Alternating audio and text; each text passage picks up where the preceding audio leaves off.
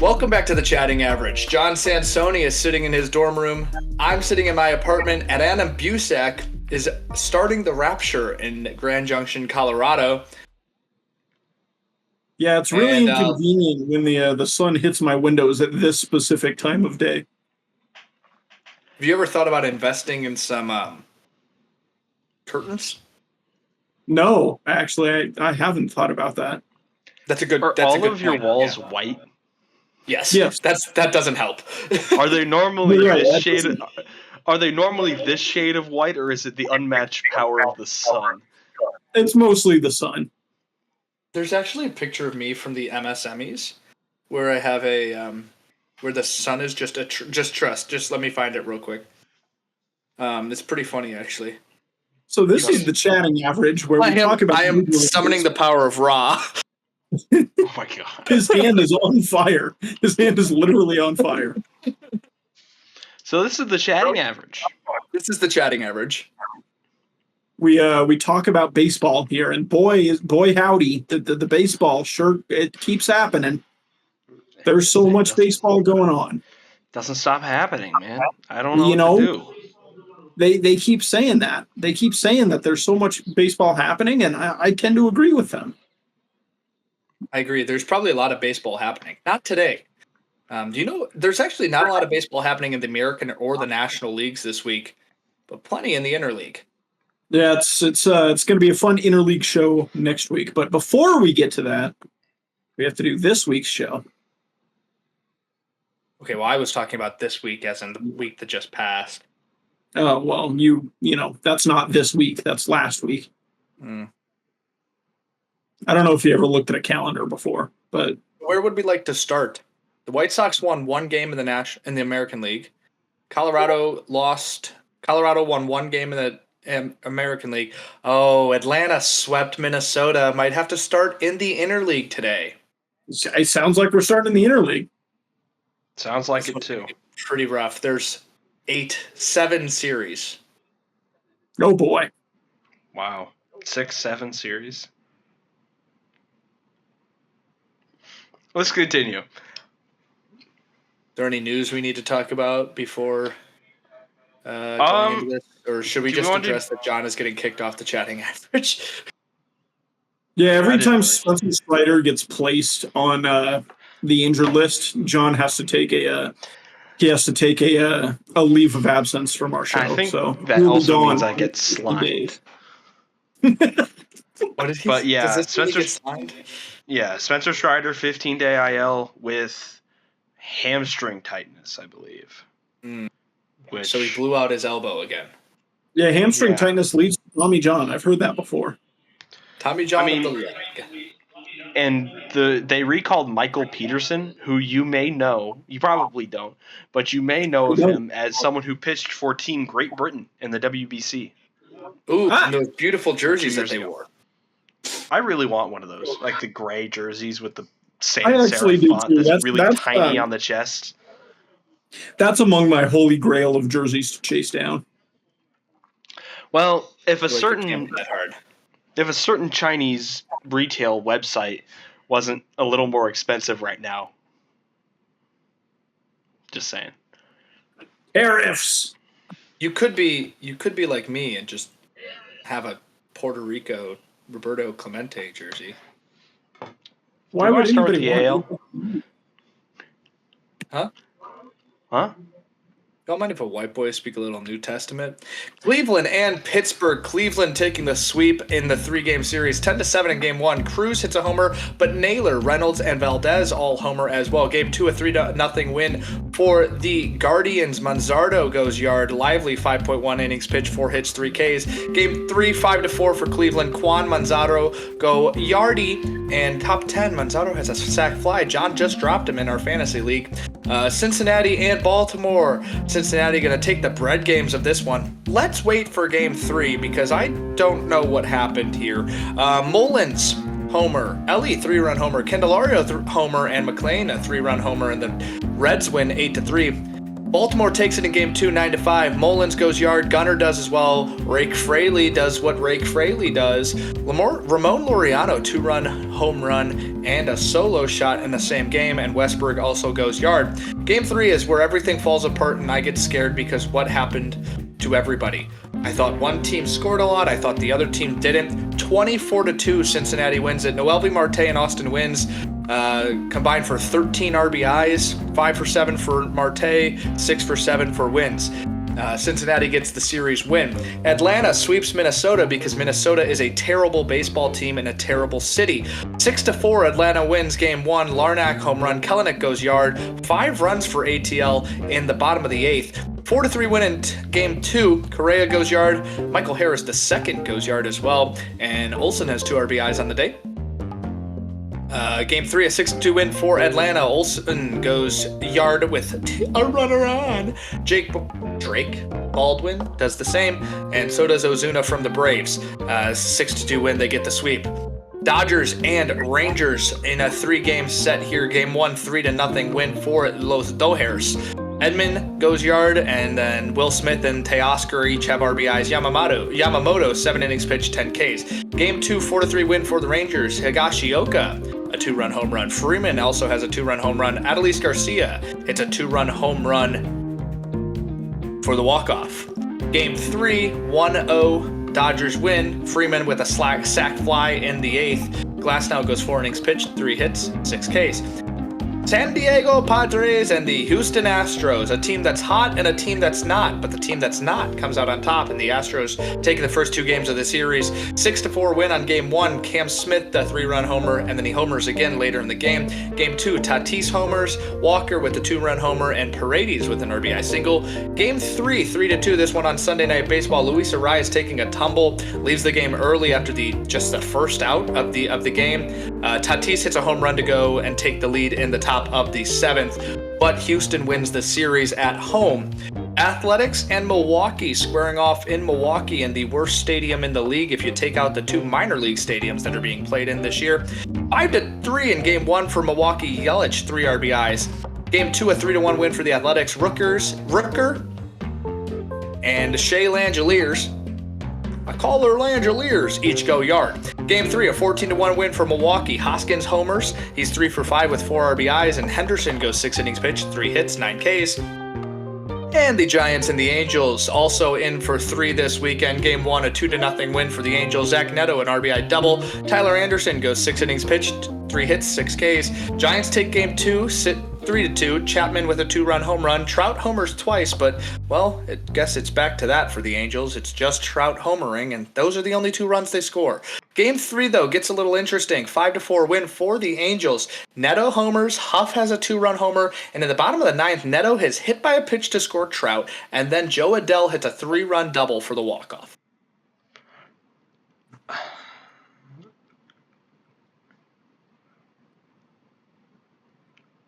So Sponsored. I think we can start right there at the end with Los Angeles and the Giants. I think that was kind of the surprise series of this group. I think there were a couple series that kind of surprised me out of this group, but this one specifically because I think going into this weekend, the narrative around baseball, as far as I'm concerned, was that the National League West is kind of the superpower, right? The top 4 teams in baseball are 1, 2, 3, 4 in that division. And then the Angels, who, with all due respect to them, are not exactly a baseball powerhouse, come out and they grab 2 out of 3 in the series over a Giants team that I think a lot of people expect now to make the playoffs. Yeah, it's weird how we went from they're probably going to finish last or second to last, however you look at it, to they might have a playoff spot in them if they continue to play how they've played in this first month. And but then the Angels walk out and they're like, but what if we made the playoffs? And they win 2 more. They've had a good year to start as well. But I think you're right. Like the Giants should have won game 3, and that's like it should be a series win for the Giants, and they imploded in the 9th inning. Very unfortunate when you've got guys that, you know, you're excited that Zach Neto has hit pretty well this series and pretty well to start the year, and then all of a sudden it's like well, we walked everybody around the bases. We hit Zach Neto to score Trout, and then Joe Adell hit a double. Like, and you lose the game, and you lose the series that way too. Just a total bullpen blowdown, and I think a blow up, I should say. And the bullpen is something that we were kind of good Lord, concerned with this Giants team going into the year. This is not a sign for them to be melting down this early on. So one thing I just want to mention before we move on to actual analysis is that when John was reading this, I'm like scrolling on the page to follow along with him, and he says Neto homer, and the cadence that he said Neto homer, the first thing I think of, and this is my testament to hearing John Lieber in my head, is Chicken Jockey, because he goes Neto homer. This show has polluted me because I hear da da da da like that cadence because of John Lieber as Chicken Jockey the whole time. Neto homer. Neto homer. But to an actual point, Padres Astros. The Padres have been one of the hottest teams in baseball, and for Houston to come out and still take 2 of 3 is a testament to the strength of the Astros that they can still muster something together. You see, Cam Smith, that 3-run homer and then another solo shot in Game 1. This is someone that everyone's been kind of waiting with bated breath to kind of put it together, so to speak. You knew that he was going to be winning that starting right field job, a position he hadn't played at this level. And right now, 724 OPS, 3 home runs, 10 RBIs, a 232 average. But over his last 7 games, he has a 500 slug. So this is someone who you've seen develop into a really, really good player. I think my only knock on him so far, and he's close, so it's not too far, but get your OBP above 300, man. Like, if you're going to hit 230, 240, you got to take a walk once in a while. You've only got 4 on the year, and you struck out 18 times. That's like one thing that's like, he's 22 years old. He's played 17 games in Major League Baseball. Like, he's got time, but I'd love to see him get that to like a 320, a 330, and then you start talking about how truly good can this guy be. I think this series for me was kind of a testament to the Astros, even though all 3 of us kind of as a consensus think that the Astros are not going to be a playoff team this year. We don't really see them as contenders in that division, even for a wild card spot per se. Despite that, there's still a lot of very good baseball players on that team. And they still have the propensity to be a very good baseball team from time to time. Meanwhile, the San Diego Padres, who we consider to be a very good baseball team, and I think all 3 of us have in the playoffs, has the propensity to melt down from time to time, right? You're going to see the Astros win series like this throughout the year, and you're going to see Padres lose series like this throughout the year. Chase percentage on Cam Smith is 73rd percentile. Sad. It's really, really bad. Yeah, that's... And also kind of standard for a young guy like him. Right. Exactly. Looking at the... Go ahead. Looking at the rest of the interleague, you're looking at, Cincinnati finds their offense again, especially through Ellie De La Cruz, Matt McClain, Heimer Candelario. But also, the 24-2 win against the Baltimore Orioles, where Charlie Morton's arm falls off, and Jorge Mateo and Gary Sanchez get back-to-back innings as position players pitching. I can't believe that the Baltimore Orioles managed to put up a safety before they got outpaced by 2 touchdowns. Listen,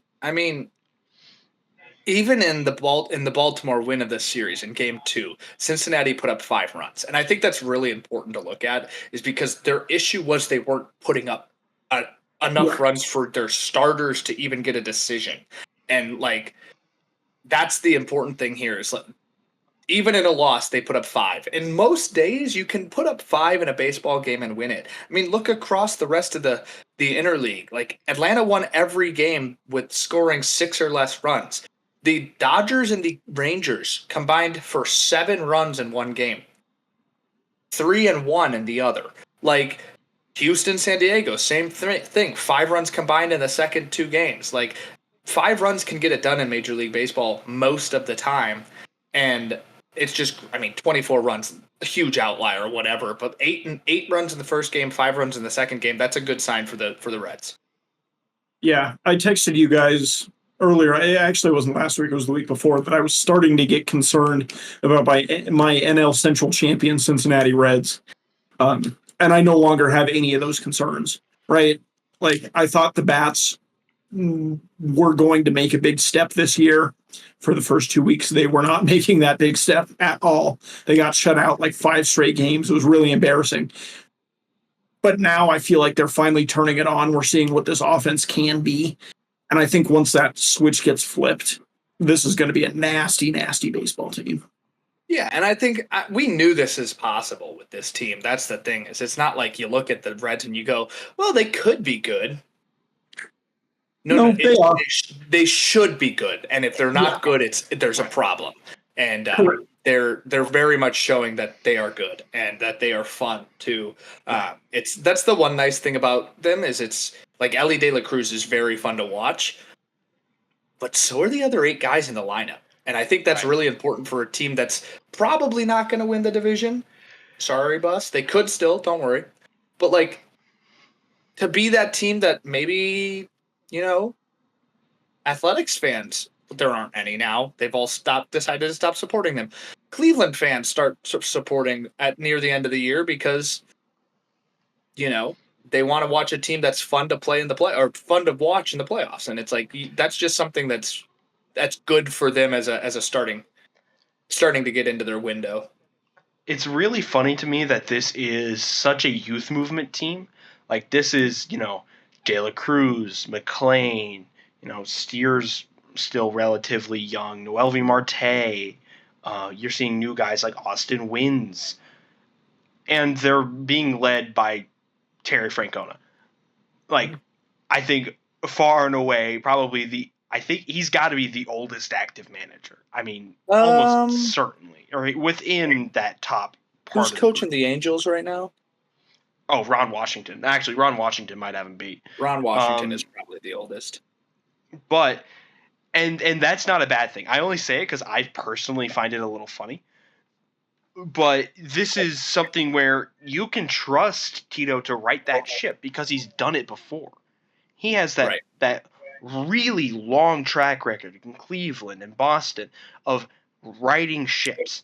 And this is a team where you take that series against Baltimore, a team who is kind of in a similar position, youth movement that is supposed to be good but has found early struggles, and you're taking it from them. So I think this is signing to be positive. I'll also rain on your parade a bit, Adam, although I suppose the rain will evaporate in the blinding light of the sun. This is not... Conclave is happening behind him. I don't see any smoke yet. I'll let you guys know, though. Yes. Okay. Is it gray smoke right now? Gray smoke right now, yeah. Gotcha. But this is a team where, they kind of just have to chase the Cubs. Yeah, and let's not talk about the Cubs chase it's going to be. Yeah, I don't know how much of a chase it's going to be if the Reds can play like they played this weekend for a good chunk of this season. Right. Like that, it'll be a chase. Like, it'll be them back and forth, but they may be flipping back and forth throughout the season. Who's in the lead for the division? Before we move on really quickly, I Googled oldest manager in Major League Baseball, and Google's AI, which is my friend and a very, very, very good resource, tells me that the oldest active manager in MLB is Tony La Russa, followed by Dusty Baker. Okay. So, yep. I looked. Ron Washington. Yes, it is Ron Washington. Ron Washington is 72 and Tito is 66. So, yes. They're about 6 years apart. I mean, I know Ron Washington You know was Ron? like, that was, I don't know him personally, but that was kind of everyone's concern with him was, yeah, you can hire him on, but the Angels are on the downswing of a rebuild. Is he just the guy that's going to right the ship and pass it off to someone else? Because when you're signing him on, this is probably his last gig. Right. Anyway. It's also the Angels, so it doesn't matter. Shall I move on to the National or American leagues? Let's move on to the American League. An American? Which one is that? The National League. Can we do the Nambibian League? How about the Players League? Oh, I like that. That's a good one. Let's do the National League. Let's do the NL. Thanks. That's the one I'm looking at. The Snakes and the Cubs playing for 3 games in Chicago. They're the 2 highest scoring MLB offenses currently, and they showed that in Game 1. Not so much in Games 2 and 3. Game 1, a 13-11 win for the Cubs. Kelly with a 2-run home run. Happer has a grand slam. Suarez with the home run. Lourdes Gurriel with a 3-run home run. Ellie goes yard again, this one for 3 runs. Tucker a 2-run home run, and Suzuki squares it off with a solo shot of his own. They win at 13-11. Game 2, 6-2 for the Cubs. Carroll hits a home run, and Suzuki goes yard for 2, and Bush as well. Game 3, a 3-2 win for the Snakes. Each team score 1 in the 10th, but Josh Naylor's RBI single in the top of the 11th wins it for the Snakes. Cubs take the series, though. Miami and Philadelphia in Philly. Game 1, 7-2 win for Philadelphia. Harper with a 2-run home run, and Schwarber goes yard 2, and that's all that matters. Game 2, 11-10 for Philadelphia. Miami scores 6 in the top of the 9th. Dot, 3-run RBI, or 3 RBIs. Turner, 2 RBIs. Kepler, an RBI. Game 3, 7-5. Miami wins it. Javier Sanoja with a 3-run RBI, and then a top of the 10th Stowers sac fly for the lead. St. Louis and the New York Metropolitans, and those Mets are going to sweep a 4-game set against the Cards. 4-1 in Game 1. Vientos goes yard, and Canning, a non-tender draft guy for me, goes 6 innings pitched, 3 hits, 8 Ks. He's been good this year. Game 2, 5-4 win for the Mets. Alonso a triple, and he looked really, really funny doing it. Vientos goes yard, and Lindor walks it off with a solo shot of his own. 3-0 win in Game 3. Alonso goes yard and has an RBI double. Senga, 5.2 innings pitched, 3 hits, 4 Ks. Game 4, 7-4 win for the Metropolitans. Lindor goes yard. Soto has 3 RBIs, and Holmes, 6 innings pitched, 4 hits, 6 Ks. The Nationals and Colorado in the City of Mountains. Game 1, postponed. Beautiful, beautiful. Game 2, 12-11 win for the Nationals. Cruz, 2-run home run. Moniak, 2-run home run. Bell goes yard. James Wood with a 3-run home run. Hey, Cruz hits another 2-run home run, but Colorado 8 runs in the bottom of the 7th. Not enough. Game 3, 3-2 win for Washington Nationals team. Cruz steals home. I don't know. He stole third, and the ball went to left field corner. And then Zach Veen home run. Game 1, part 2. 3-1 win for Colorado. Moniak, a 2-run triple. Didn't know he had speed. Still don't think he does. Sensatella goes 6 innings pitched, 1 earned run, 2 strikeouts. And the Nationals win the series. Does Mickey Moniak have speed? Yes, he's a center fielder. Mickey Moniak leads Major League Baseball in triples on the season with 3. Three That's bags. what I saw. I saw that, and I was still confused. That's why they call him Mickey 3 bags. Oh, okay, They sure. don't call him that. I don't think that's the series we should talk about here. Cubs in Arizona. I could spend the entire time on that series, personally. Okay, well, 2 teams that mean nothing to the league. Got it. But Arizona. Me, damn it. Hey, man. John, mark it. You've got to mark that section as not for children. Oh. Arizona and Chicago. Wait. Let's go to our money's worth. Everybody say their favorite cuss word. No, don't do that. Mickey Moniak has 90th percentile sprint speed, by the way. Anyway. Mickey Moniak. Me when I Mickey hit 3 bags. Okay, Arizona and the Cubs are probably the most important series of this. I think we should spend some time on the Mets sweep. And I don't really care about Philly taking 2 of 3 to Miami. Who cares? That's what's supposed to happen. The Cubs and Arizona, like, kind of a fun matchup between these two teams. Super fun series. Like, and this is the second time they've matched up this year. So they've already covered their season series, which kind of sucks because we're like barely a month into the season. But they've been fun to play against each other. And like I said, to start it off, like they're the 2 highest scoring offenses. This is going into the weekend, I don't know. Cincinnati might have done it. Like 24 runs in one game might have earned their spot there. This is going to be a legendary NLDS series at the end of the season. Yeah. Like these two teams are going to be so much fun to watch play against each other in the postseason because I'm fairly confident in saying that both of them will be in the postseason at the end of the year. Arizona going through some weird stuff right now. They just sent down Jake McCarthy today. Mm-hmm. And he's been really bad. Like, he's been really, really bad to start the year. But Alec Thomas has been great. So it kind of evens out, I guess.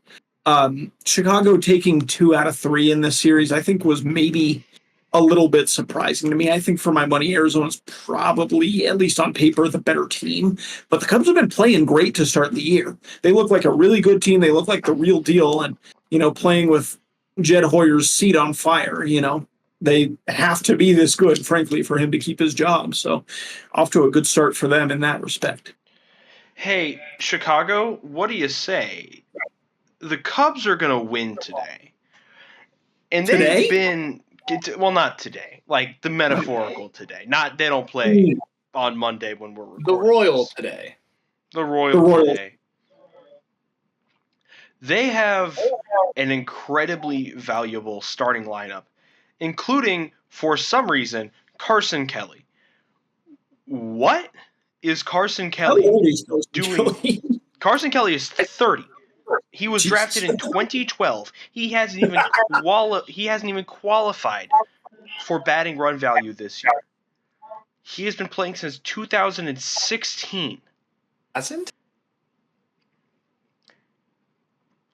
But he has a 371 average with 6 home runs, which 6 home runs, he had 9 total last year. He has 6 already in April, a 371 average.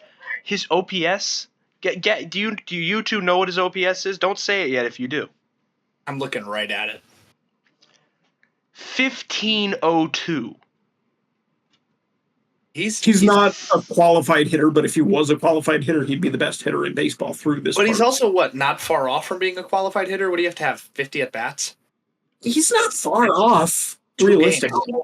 Yeah. I think that it was either him or Yan Gomes, and I think they might have made the right decision here. Or thoughts? Yeah, or Miguel Amaya. Well. But this is he also has 8. He has 12 walks on the year. He has 10 run value. Like, he has a plus 10 run value right now. He still has a negative 22 overall run value in his career. But he is positive in every single part of the strike zone. He has a plus 1 run value in the shadow, plus 4 in the chase, plus 2 in the waist, plus 3 in the heart. Total, he has a negative 63 run value in the shadow, but he has a plus 1. He has a positive run value in the shadow for the first time in his career. He is being more selective with pitches. He's making better contact. He can't run. He has 12th percentile sprint speed, but he doesn't need to run. He's also 30 pitcher, right. So his knees are basically shot. But he can trot around the bases however long he wants. Not to mention, he's playing in Wrigley, and he is a pull hitter, so he is peppering the left side of the ivy. Yeah, John, no, it's a well-known fact that these paths are shorter in Chicago. What? So, John, can you scroll off of his spray chart so that you can't see it? Yeah, I just scrolled off of it. Okay, Bus, do you know how many hits he has to the right side of second base this year? How many? I'm going to guess 1. He has 13 hits in total. 13 hits. I'm going to guess 1. Technically 2. One of them is like right where the second baseman could be without being in violation of the shift rule, like the back corner, as far left as possible. And then the other option is the triple he hit, and when he hit for the cycle, which he did this year. Yeah, he was the first person to hit for the cycle this year, which was bizarre.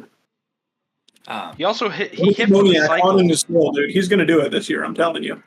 It's also important to note that triple would have been a home run in Wrigley. He hit that at everyone's favorite Sutter Health Park in West Sacramento, California. Wait, that would have been a home run at Wrigley? Why? Because of the baskets? I think so. I mean, it just hits. It just gets beyond the wall. It would have been caught by the basket. I think it might have been a little too low. That's.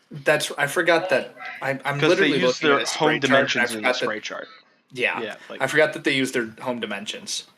So yeah, I guess that probably would have just barely been caught or just barely gone over the wall, or just barely been caught in the basket. Yeah. Get rid of the baskets. Let's talk about the Colorado Rockies. Again. See, I kind of just want to see John's reaction. I actually don't want to talk about the Rockies. Cool. Let's talk about the Mets. Rockies, if we want to talk about Mets. You know what? How about this? How about this? We get Adam. I'm going to give you 15 seconds on the Colorado Rockies. Ready? Go.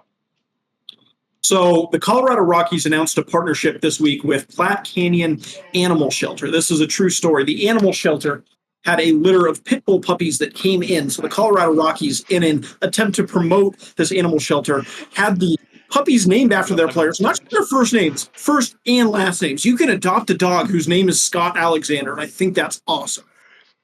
And the important note about Scott Alexander, I sent this tweet and then sent a screenshot of Scott Alexander's Savant page.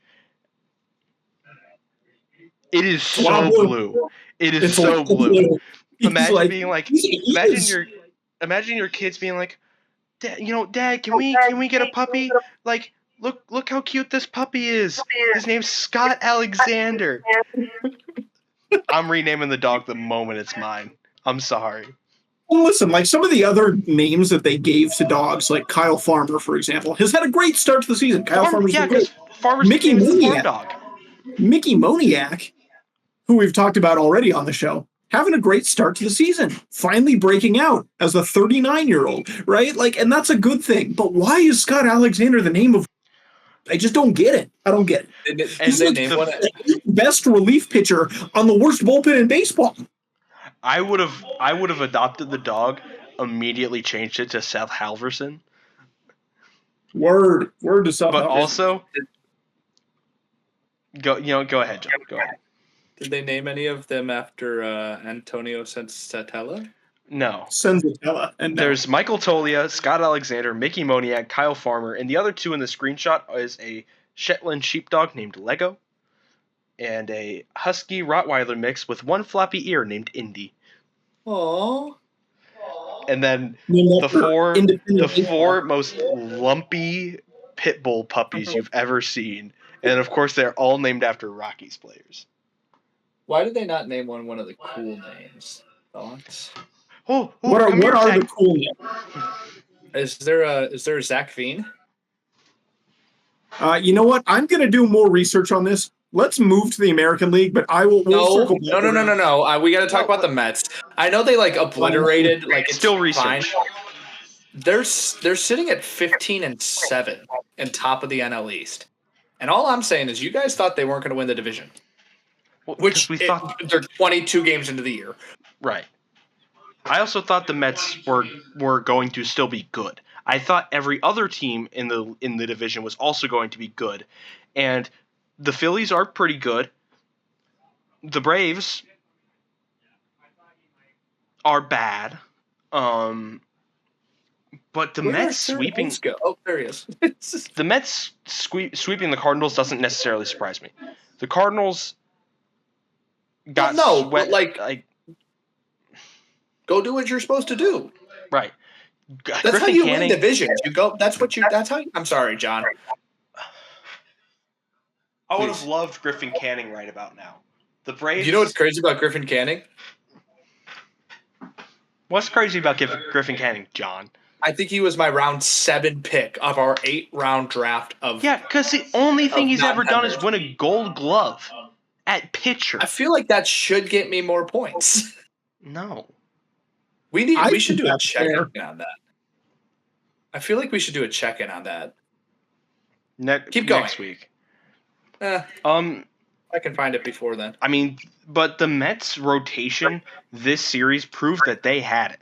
They have it in them. Griffin Canning goes 6 innings, 3 hits, 8 Ks. Game 1, right?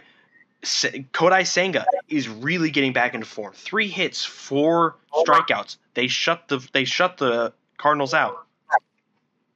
Clay Holmes, who has had a bit of a rockier start to working his way out of the bullpen and into the starting rotation, goes 6 innings, 4 hits, 6 strikeouts.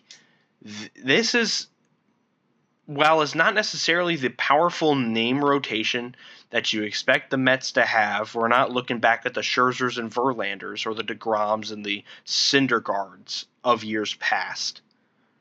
But these are players that are really going to provide value right now and ideally down the stretch. But what snake bit the Mets last year was the fact that they had to cobble it all together.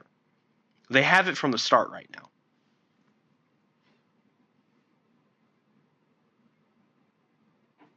Is that it? Yeah. Okay, I'll do the American I League thought now. that was pretty insightful. I thought it was good. Okay. Clearly, John did not feel the same way, but I thought it was good. Before we move to the American League, I want to share with the ladies and gentlemen at home that all of the Colorado Rockies have been adopted from South Platte Humane Society. However, there is still a Chihuahua puppy who's available. His name is Kanye. So if you want Kanye, you can go adopt Kanye the Chihuahua. To the American League. We got to move on. Because I worry what happened. Go. Please. No, go. I don't want to talk about Kanye. I don't want to talk about Kanye. The Royals and the Tigers in Detroit, a 4-gamer. Detroit takes the first 3 games of the series 6-1. Torque 2 RBI double. Riley Green 2 RBIs and Reese Olson 5 innings pitched, 5 Ks. Game 2 7-3 win for Detroit. Ibanez goes yard. Torque goes along for 2 RBIs and Job 5 innings pitched, 5 Ks. 3-1 win for Detroit in Game 3. Torque has a 3-run home run. Freddie Fermin goes yard, but it's not enough. Mize 7 innings pitched, 4 hits, 1 earned run. Kansas City salvages the 4-gamer with Game 4, a 4-3 win for them. Bobby Witt Jr. atop of the 10th sack fly. New York Yankees and Tampa Bay Rays out there at Steinbrenner Field, which is the first instance of the funniest scene in baseball where the Yankees are playing at their home stadium dimensions at their home spring training game against the home Tampa Bay Rays. All right, Yankees win Game 1, 6-3. Caminero, 2-run home run. Cabrera goes yard, and Rice has 2 RBIs. Game 2, 1-0 win for the Yankees. Trent Grisham, an RBI single. Rodon goes 6 innings pitched, 2 hits, 9 Ks. Game 3, a lot of offense here, 10-8 for the Rays. Grisham goes yard. The Rays score 4 in the bottom of the 9th to tie it. Then Aranda, 2-run home run for the walk-off. Game 4, 4-0 win for the Yankees. Grisham, home run. Bellinger, home run. Austin Wells, home run. That's all she wrote. Yankees take the series. Seattle and Toronto. Toronto takes Game 1. Tellez goes yard. Allen Rodon? I don't know. Sack fly for the lead in the bottom of the 2nd. They win it 3-1. 8-4 for Seattle in Game 2. Williamson goes yard, and Tellez has a grand slam in the top of the 12th. Game 3, 8-3 win for Seattle. Dylan Moore, home run. Raleigh goes yard. That's 9 on the year, and Tellez has a 2-run home run. Chicago White Sox and the Boston Red Sox. The battle of the Sox, of which color's cooler. If the Sox win 2 of the 4 games in this series, they win the division series, or they win the season series against Boston. Newsflash, they don't. 10-3 win for Boston in Game 1. Story has 2 3-run home runs. Rafaela has a 2-run home run, but Navarez has a home run. Game 2, a 4-3 win for Boston. Devers has a 3-run home run. Luis Robert Jr. has a 2-run home run. Bottom of the 10th, Casas RBI single for the walk-off. Game 3, 8-4 for Chicago. Tice has a 2-run home run. Abreu, not Jose, has a 3-run home run, and Vaughn, his replacement, has a 2-run home run as well. Boston takes game 4, 4-2 today. Earlier this morning, cool, great job, Boston. You beat the White Sox. So let's talk about today's game between the Sox and the Sox. The Laundry Bowl, as I call it. Nice. Or the That's laundry good. basket. No, laundry basket. Oh man. You're really funny, like 3 seconds late. I know it's really a bad habit of mine.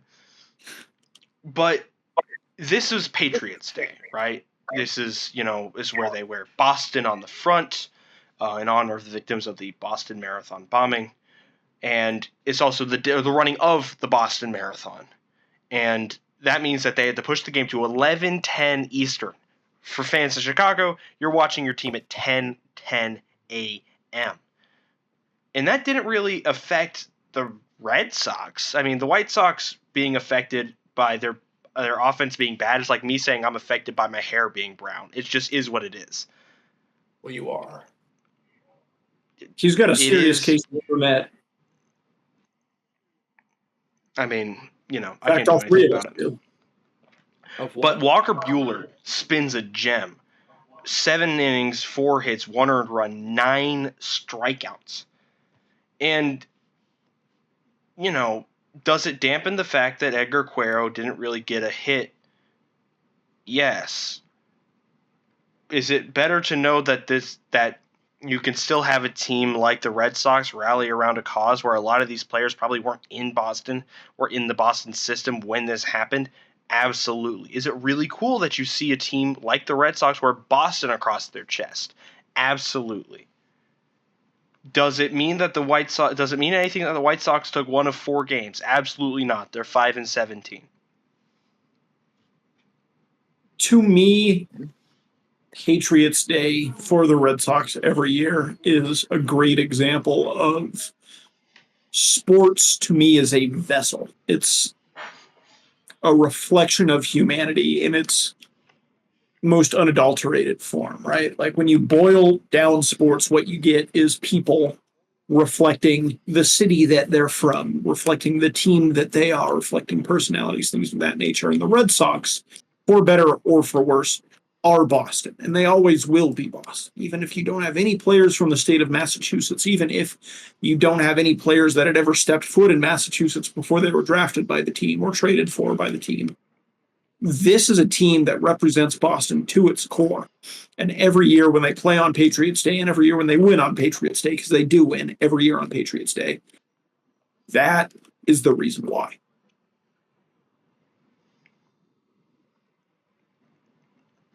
Looking at the rest of the American League, Detroit taking 3 of 4 from the Royals. The Royals are, on paper, a good team.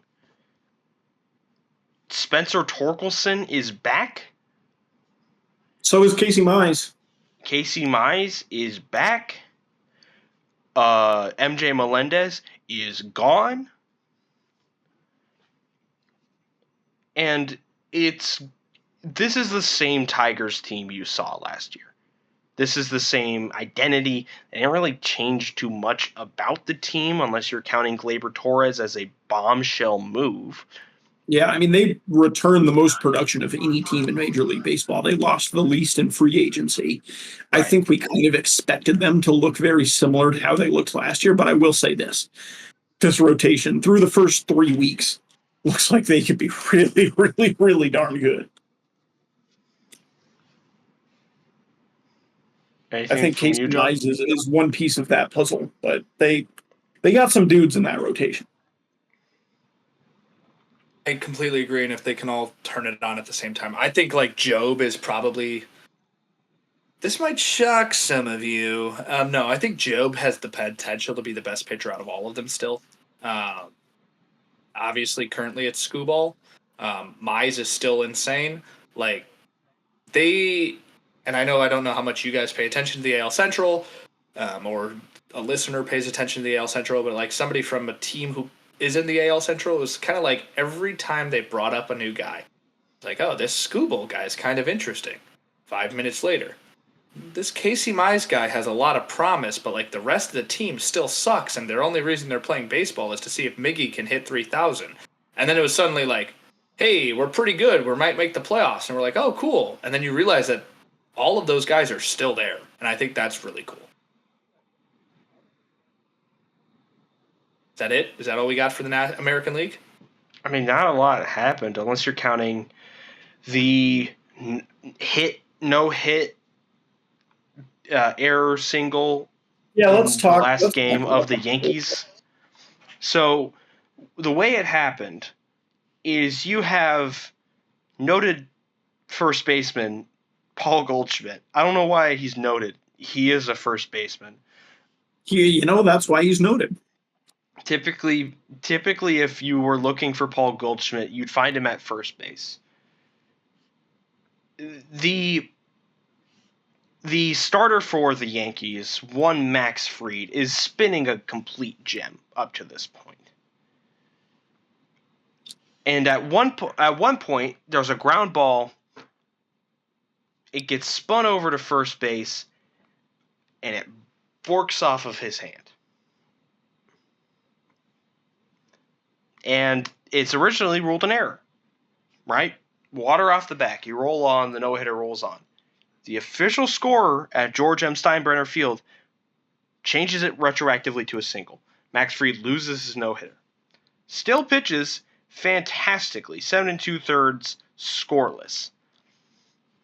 But it takes that away from him. And if I was a scorer, I'd be really hesitant to change it at all. Yeah, I mean, that's a really, really big spot to change it in with an active no-hitter going on. But I don't know. Like, you can split hairs all you want about whether it was a hit, whether it was. I'm not in the business of arguing about that because that just doesn't matter to me. But what does matter to me is the fact that this was changed 2 innings after the play happened. If you're the official scorer, make a decision and stick with it right then. Yeah. Because it just looks bad, and you're just fueling people's ability to make conspiracy theories when you're doing it 2 innings after the fact and the no-hitter is still going on. Like, it's a scorekeeper in Tampa doing this, like, it just looks suspect. And I get it. I don't think that he did it maliciously, but I understand why people think it looks suspect. Right. And I think the thing is also like, is that an error? Yes, that's an error. Probably. Which is like confusing on how you make it a hit. Like, if it's a hit and then you give him an error and you reverse. Yeah. The justification. Sorry, go ahead. The justification the official scorer gave is that the batter, and help me out with his name, John. Chandler. What's his first name? His first name's Chandler. His last name's Simpson. Chandler Simpson, one of the fastest players in Major League Baseball. He just made his debut this last weekend, but in the minor leagues, he had 15 stolen bases already. He's got 99th percentile sprint speed. Like, this is a fast gentleman. And the justification the official scorer gave was that it was obvious. It was clear and obvious that Simpson was going to beat it out regardless of whether an error was made or not. And again, you can split hairs on that all you want, but that's the justification. Okay, so with that justification, I kind of agree. Fried didn't get to the bag before he did. Right. Yeah. But still, what a way to lose your no-hitter. True. Very true. Very correct. True. That sucks. I mean, like, it reminds. I wish they would have just stuck with what the original scoring was, but I think the scoring of it being a hit is correct. If they think, and I think too. I mean, the Chandler beats him to the bag, beats Fried to the bag. So I don't know how Fried's supposed to get him out. And like, what are you supposed to do? It sucks. Obviously, it reminds me of when was it Cease or Rodon who had the perfect game for the Sox, and then he hit. Rodon. I was going to bring this point up as well. And he hit Carlos Perez's back foot on a back foot slider with 2 outs in the bottom and the top of the ninth. Like that was the first comparison I was going to make, and the second comparison I was going to make was John Means when he got his no hitter with the Orioles, and the only reason it wasn't a perfect game was because of a drop third strike. Right. Exactly. Like it sucks. It definitely sucks. Unfortunate, but it happens. You know. Yeah. Like, these things happen. Yeah, I agree. All right. Is that all it? Right. Any other news things we want to hit on? Luis Arraez, nasty collision at first base over the weekend, is stretchered off the field. He's stretchered off the field, gives a thumb up. Concussion protocol. He was back in the clubhouse and walking, but he is staying in Houston during the travel day. He'll meet with the team tomorrow. So he is still on the mend. He's gone 7-day IL. They call up a replacement player for him. Obviously, great sign. It's the reason why the discussion of the double base is even considered at first base is because collisions like this happen. And they're rarely to this magnitude, and obviously you're very glad that Luis Arraez is, at least for the most part, okay. Mm-hmm. I understand the people that immediately grasp at this is a great example of why we need the double bag.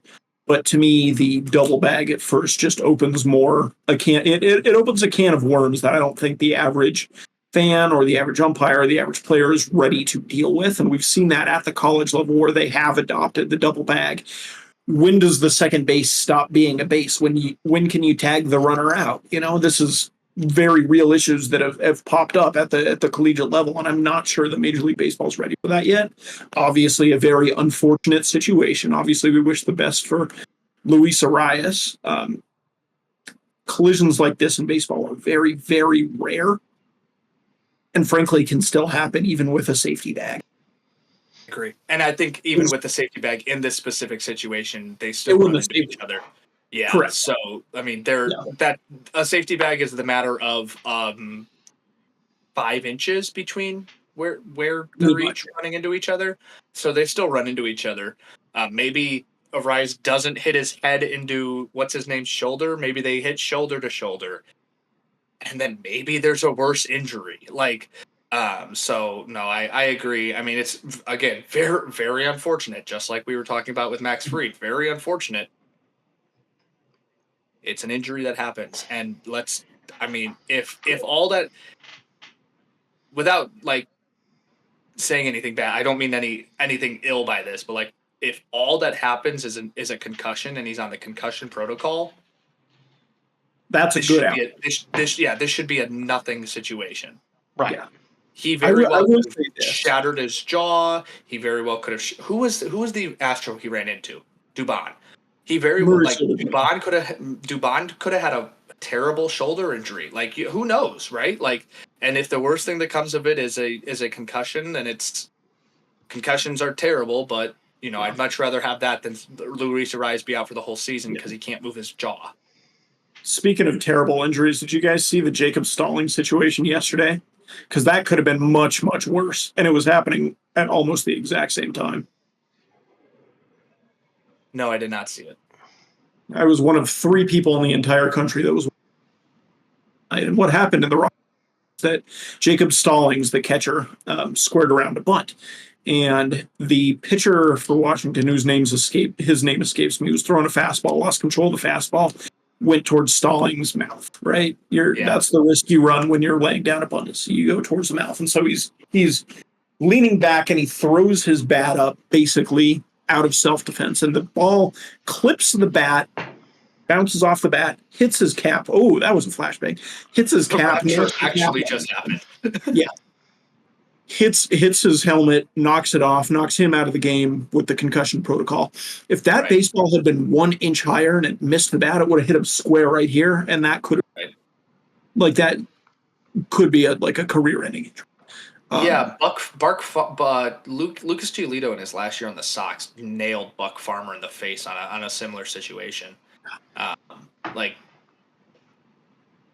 baseball is dangerous. It's not a contact sport. It's dangerous. Somebody's throwing a ball 99 miles an hour at your forehead. Like, just ask Victor Robles, right?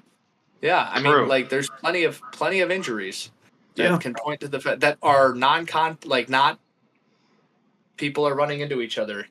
So things happen. One final point I will make about Luis Arraez, since we're still on the topic loosely, is you mentioned he's staying in Houston while the team moves on to their next leg. That's not exactly uncommon with these kind of injuries. Kind of the reason that'll happen for a player, even if they're in the clubhouse or walking around, they appear to be fine. When you get in an airplane, it's pressurized, and then you go up into the air, and the altitude change can really mess with a person's head, and it can mess with a person's body. So when there's somebody that's suspected of a concussion, this happens in football all the time. When there's somebody that they suspect might have a concussion, they won't put them on a plane because they don't want their brain to deal with the altitude change. He'll get an Uber, he'll get a bus, and meet the team somewhere later on down the road, or they'll wait till he clears concussion and put him on a plane then. It's pretty common. I don't think that's concerning by any stretch. Right. Have you ever been concussed? Me? Yeah, or either of you. I have not. Not medically diagnosed. Yeah. You self-diagnosed a concussion? No, I'm just saying I've been hit in the head in baseball. I get hit by people, and I've been hit in baseball. Like, maybe I blacked out once. Cam Koffel elbowed me in the forehead right here when we were playing football on Stankowski Field one. I had a goose egg that was like 5 inches wide for like a week straight. I could not watch television. It was awful. Remember that? Yep. All right, before we move on to grid, I do want to do a little non-tender draft check-in. That was partially what I was doing. Does anybody want to guess who has the lead in combined WAR? I would like to guess that I'm in last because I have 2 players on the injured list. Correct. You also have Jordan Romano and Connor Gillespie, who combined for like negative 1.4 WAR. That's really bad. You have negative 1.6. I have negative 0.1. John is our only positive WAR non-tender draft team so far. Yes! Everyone but one player is in the positive for WAR on his team with the combined 1.3 WAR.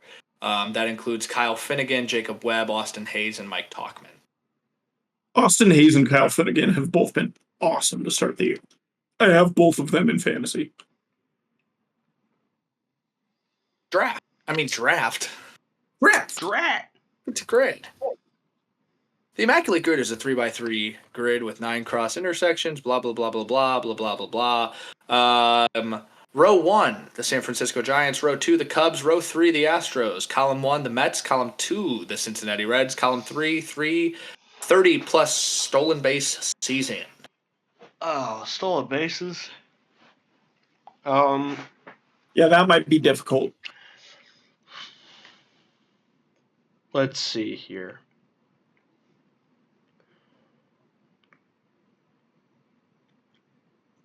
Cubs, Reds, you've got Chapman, Candelario.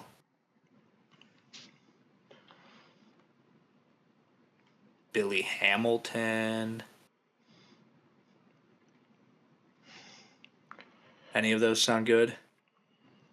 Billy Hamilton might be an interesting one on that one. Okay, I'll pull the trigger. Billy Hamilton, 2%. Could be worse. Could be worse. Cubs, Mets. That's not Javi Baez. Didn't Moises Alou play for the Mets? I was going to say the friend of my grid, Jake Marisnik. Okay, sure. Nice. 0.4. I have a Met Astro when we're ready for that. You met an Astro? Cool. I did meet an Astro, a World Series champion, Houston Astro, Nori Aoki. Who you want me to put? Or is that the Met you met? Yeah, that's what I meant. That's the Met. All right, so a giant Met who I don't actually think he's that tall. Darren Ruff. Who? Darren Ruff. I also thought about Kevin Pillar, but I like Darren Ruff. Darin.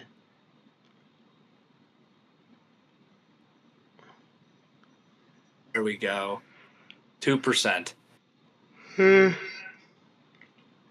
Which ones don't we have? We need We don't have any Giants. of the stolen bases. True. Giants, Reds, Houston Reds, and then all the stolen bases. Houston Reds. I'm trying to think of something that isn't stupid. What about Cionel Perez?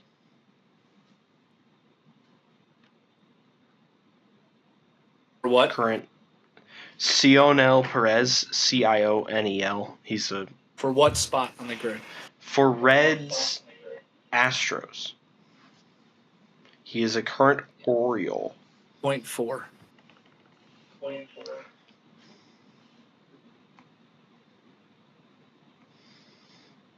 Stolen bases. This is going to be annoying. Yeah, this is going to be very annoying. What about?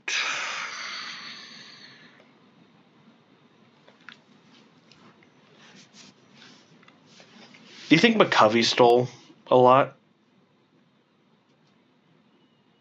I have no idea, to be I honest don't with know you. if he ever had 3,000 stolen bases. Jesus. 30 stolen bases. I have one, but I think it's going to be very high percentage. What do you think? Bobby Bonds. I'm sorry, for what? For Giants stolen bags. Bobby? Bobby. Not Barry. Bobby. Want me to put it in? It's going to be a high percentage. 16%. That's fine. We'll just get screwed. For Stolen Astros, I was looking at Michael Bourne. For what? Astros stolen bases. Michael Moore? Michael Bourne. Born? Sorry. I had to take my... Wait. Born? Bourne. As in Jason.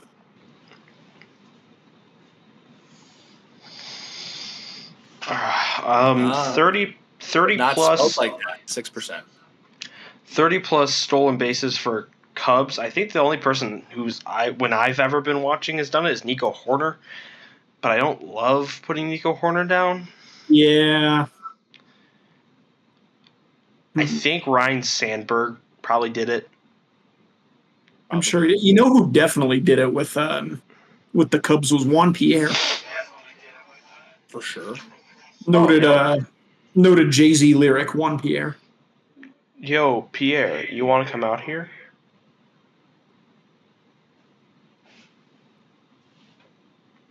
I'm fine with Nico if you guys want Nico. That's fine. Shout out Juan Pierre. Yeah, I do want Pierre. Juan Pierre? We need a giant red. Do they have to be giant or can they be average sized? They can be red giant.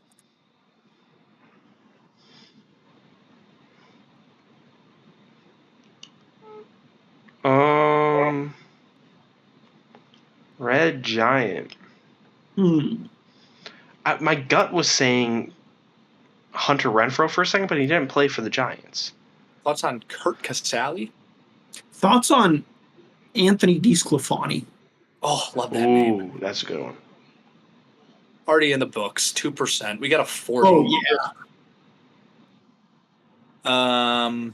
Not the best grid from us, boys, but hardest spot on the grid. Stuff. Hardest spot on the grid was Houston, Cincinnati. We didn't use a single number one answer. Number one answer that we did consider, though, was Ryan Sandberg for Cubs stolen bases. Number one answer for the Astros there was Altuve and Barry Bonds for Giants. That'll be it for the chatting average here on wherever you listen to your podcast. And if you're listening to your podcast on TikTok, How?